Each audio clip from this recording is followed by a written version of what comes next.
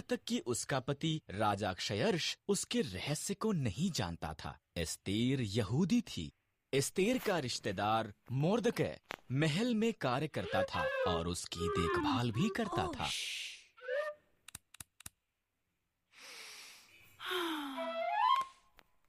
राजा क्षयर्ष के सलाहकार हामान ने एक बड़े इनाम को प्राप्त किया। वो बहुत घमंडी था। मोर्दकै के सिवा हर कोई उसके आगे सिर झुकाते थे। हामान अपमानित हुआ। उसने मोर्दकै और सभी यहूदियों को मारने की प्रतिज्ञा की। हामान ने क्षयर्ष को बताया कि यहूदी खतरनाक थे और उन्हें मारना चाहिए। क्षयर्ष सहमत हो गया और उन्हें मारने की एक योजना बनाई। मोर्दकै डर गया था और रानी एस्तेर को ये संदेश भेजा,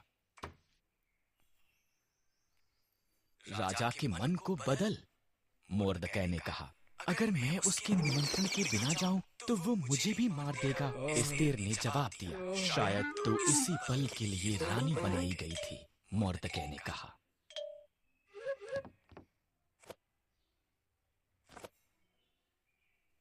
एस्तेर साहस के साथ ये प्रयास करने के लिए सहमत हुई। वो सिंहासन के कमरे में गई। राजा क्षयर्ष उसकी सुंदरता से चकित हुआ और उसे अंदर निमंत्रण दिया। क्या हम हामान के साथ रात का खाना खा सकते हैं? उसने पूछा।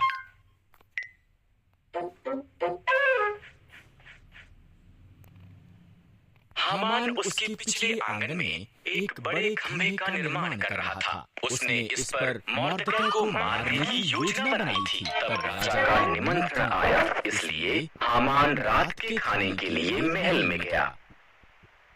एक मनुष्य मुझे और मेरे लोगों यहूदियों को मारना चाहता है। एस्तेर ने राजा क्षयर्ष को बताया। कौन ऐसी बात करेगा?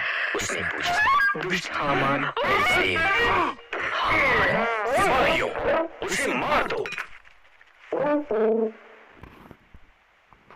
इस तरह हामान उसी खंभे पर टांग दिया गया जो उसने मोर्दकै के लिए निर्माण किया था। एस्तेर के कारण यहूदी बचाए गए थे। उन्होंने एक बड़ा त्योहार मनाया जिसका वो आज तक भी जश्न मनाते हैं।